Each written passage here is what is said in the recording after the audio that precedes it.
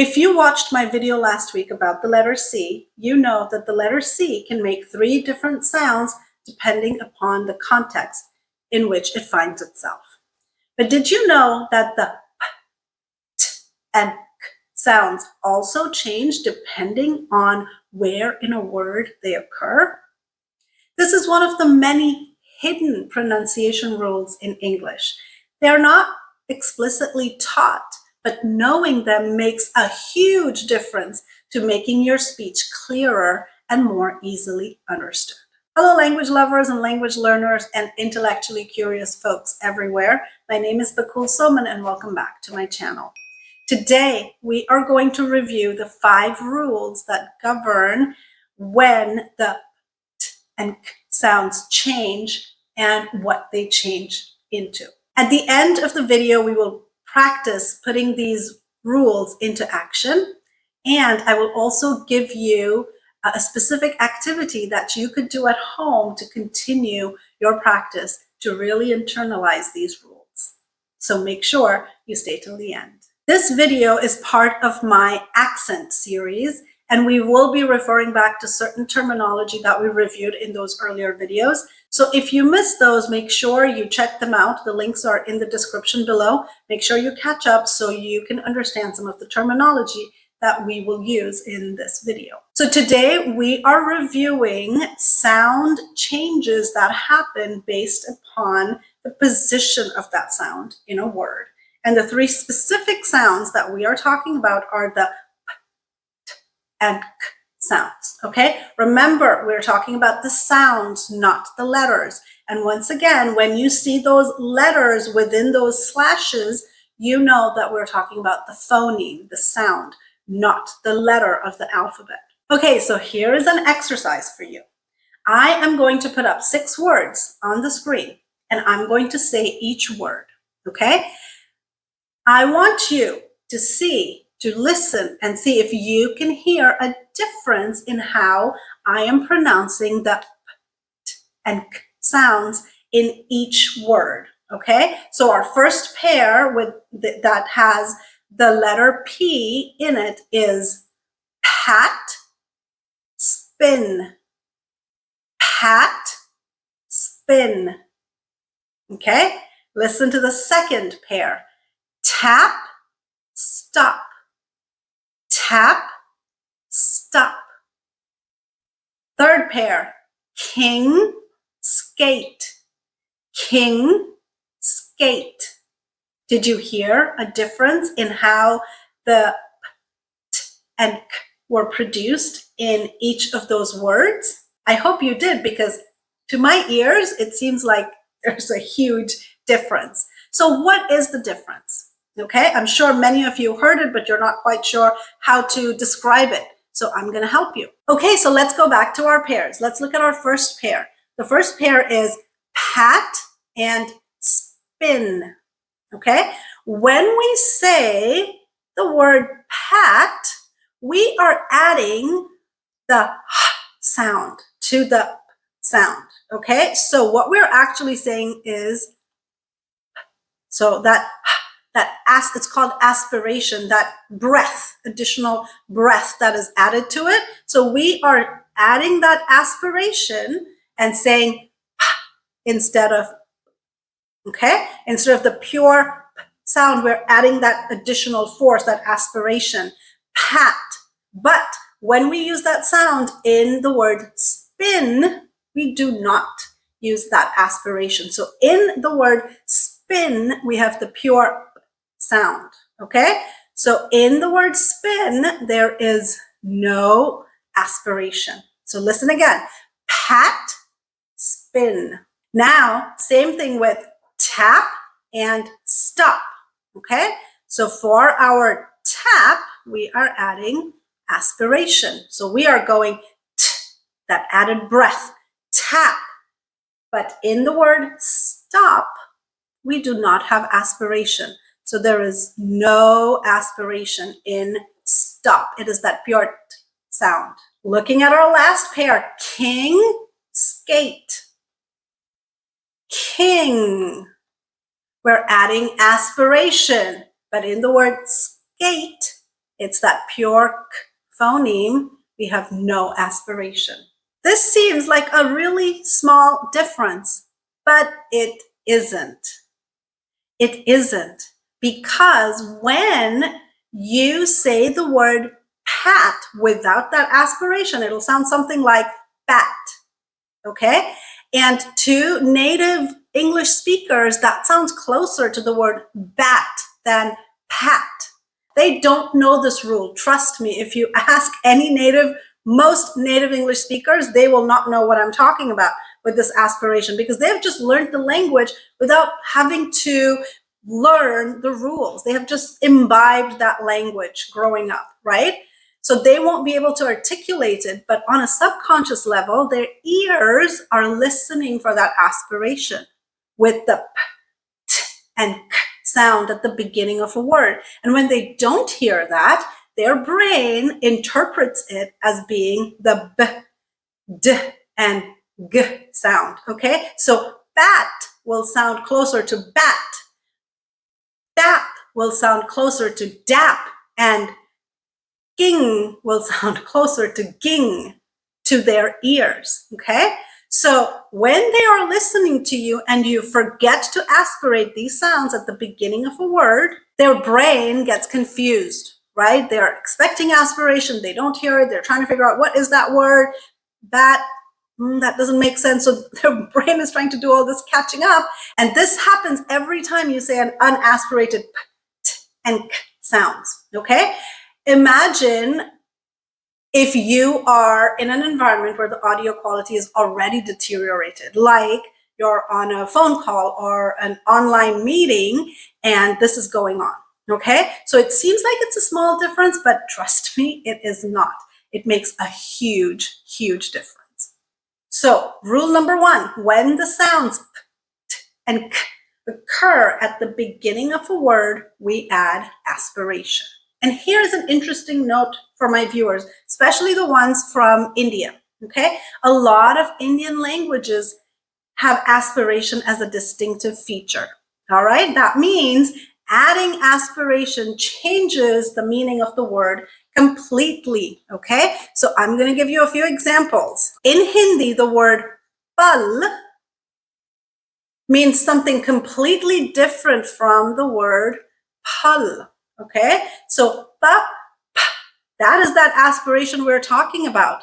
But in Hindi, that is a distinctive feature. So you will not interchange aspirated and unaspirated sounds because you're changing the word, right? So a lot of Indian speakers actually don't aspirate at the beginning of the word, okay? And that's why, because in many Indian languages, that is a distinctive feature. Or in Marathi, par and par, completely different. Pa, pa.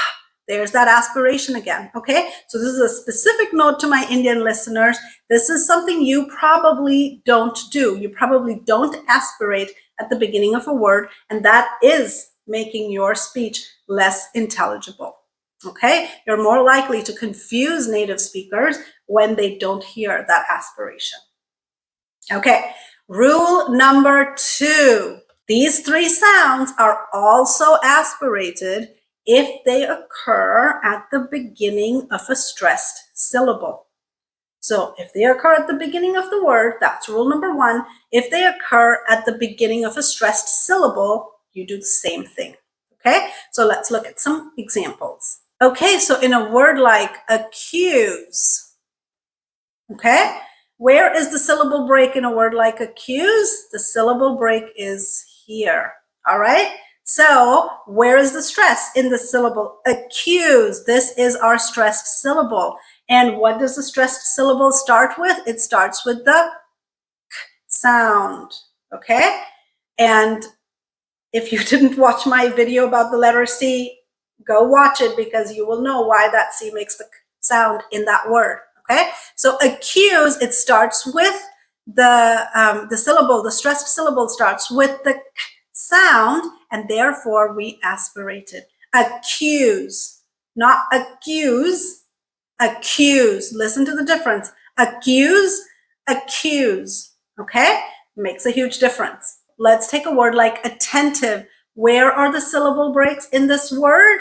Attentive or attentive, okay? Starts with the t sound. That is our stressed syllable, attentive. Our stress is on that syllable, so this becomes aspirated. Attentive, okay? Attentive, all right? Now, listen, without the aspiration, attentive, attentive, attentive, all right? Sounds like a D almost, attentive, okay? So that aspiration makes a huge difference. So when are they not aspirated? Well, basically in any other context, okay? But here they are. So 3 more rules to really clearly spell it out. If these 3 sounds, the p and k sounds, if they are the second sound in a consonant cluster, they are not aspirated. So going back to the words that we had at the very beginning, a word like spin, this is the second sound in this cluster, okay? No aspiration. If you say spin, sounds weird. Spin, no aspiration. Stop. We've already looked at these words, but let's now look at it through this lens, okay? Second sound in this consonant cluster, no aspiration. Stop. Okay, if you say stop, sounds weird, okay? Faster, okay? There is our consonant cluster. Faster. No aspiration. We do not say faster. Sounds weird. Rule number 4. If these 3 sounds occur in an unstressed syllable, they are not aspirated. Okay? So let's look at a word like happiness.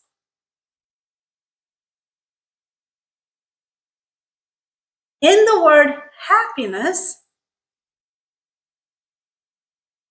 all right, this is the stressed syllable, happiness. Therefore, the P's are not aspirated. We do not say happiness. Weird. Happiness. Just the pure P sound, no aspiration. Take a word like investigate, okay? Here are our syllables. All right?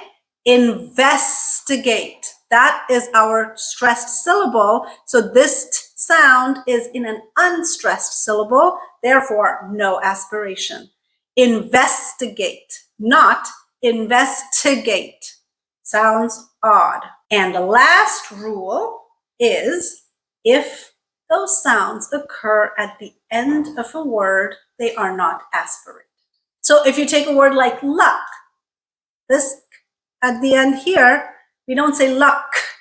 No, luck. It's a softer sound, doesn't have that aspiration. Now remember, you're always going to have that little puff of air because all of these sounds are stops, okay? And to make it even more specific, they are all unvoiced stops or voiceless stops, okay?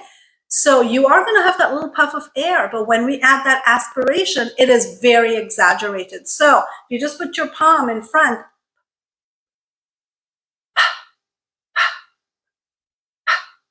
okay, it is very, very tiny. It's a tiny puff of air when it's the pure sound. And when it's aspirated, there's a much more pronounced puff of air that you can feel on your palm. Okay, so in a word like luck, it's very soft. In a word like damp, damp, very soft. There is a teeny tiny little puff, but it's not damp. It's hard to even make it in that position. And then if we take a word like fast, same thing, all right? Fast, soft, tiny puff of air, not the aspirated T, not fast, okay? Sounds odd. It doesn't sound natural. Okay, so what were our rules? Our rules are, rule number 1, if these 3 sounds occur at the beginning of a word, they are aspirated. That means you add that sound to it. Rule number 2, if they occur in a stressed syllable, they are aspirated. Rule number 3, if they are the second sound in a consonant cluster, they are not aspirated. Rule number 4, If they occur in an unstressed syllable, they are not aspirated. And rule number 5, if they occur at the end of a word, they are not aspirated. Okay, like I said, it may sound like a small difference, but trust me, it makes a huge difference to how easily you are understood. Okay, so let's practice some sentences. So I'm going to show you some sentences, and we are going to underline all the instances of these 3 sounds, and we're going to try and figure out, do we aspirate, do we not aspirate?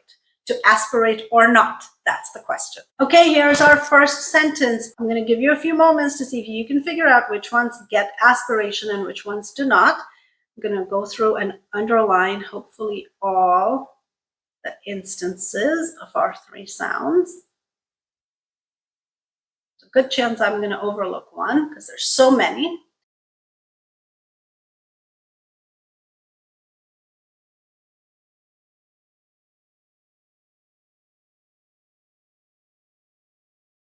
Let's try and pronounce it together, okay? Penny, that is aspirated because it's at the beginning of a word. Piper, aspirated, beginning of word. The second sound, not aspirated, because it is not the beginning of the word and it's not a stressed syllable. Beginning of word, aspirated. Unstressed syllable, not aspirated. Peck, beginning of word, aspirated. End of word, not aspirated. Beginning of word, aspirated. Unstressed syllable, not aspirated. Beginning of word, aspirated. And so here's actually the syllable break here. End of syllable, not aspirated. And unstressed syllable, not aspirated. Okay, so now let's try and pronounce it with aspiration in all the correct places. Penny Piper picked a peck of pickled peppers. Okay, if I say this without aspiration, listen.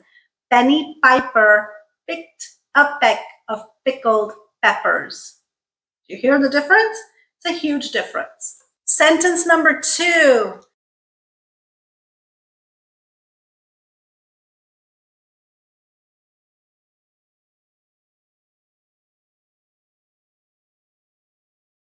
All right. Beginning of word, aspirated. Unstressed syllable, not aspirated. Beginning of stressed syllable, aspirated. End of word, not aspirated. Second sound in a consonant cluster, not aspirated. Unstressed syllable, not aspirated. End of word, not aspirated. End of word, not aspirated. Second sound in a consonant cluster, not aspirated. So now let's try pronouncing this sentence with aspiration in the right places. The talented guitarist strummed his instrument with great skill. Only 2 places have aspiration in this sentence. Sentence number 3. So take a minute, see if you can figure it out.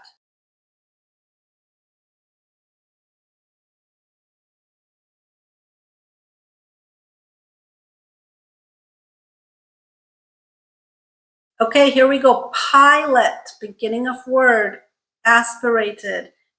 End of word, not aspirated. Unstressed syllable, not aspirated. Unstressed syllable, not aspirated. Beginning of word, aspirated. Beginning of word, aspirated. Unstressed syllable, not aspirated. Unstressed syllable, not aspirated. End of word, not aspirated. So let's try pronouncing it correctly. The pilot quickly checked the plane before taking off on a bumpy flight. Okay, if I remove aspiration, this is what it sounds like. The pilot quickly checked the plane before taking off on a bumpy flight. Okay, very different, very different. Sounds like it's a tiny change, but it really makes a huge difference. Okay, so just like last week, right? These are new rules. We need to internalize these rules. So the best way to do that is to practice. Okay, so what can you do to practice? Pick a random paragraph. Any written text, it could be from a newspaper or a magazine lying around. Please, no library books, because I would like you to mark all the p and k sounds in it, okay?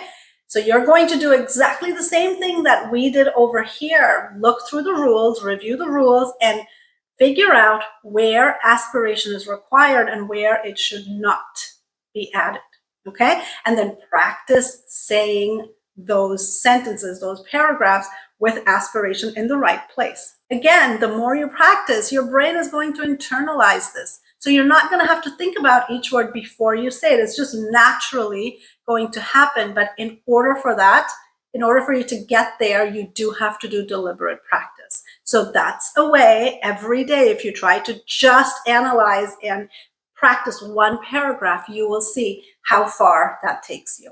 As always, like, comment, and subscribe. I love to hear from you. Thank you for watching, and I will see you next week.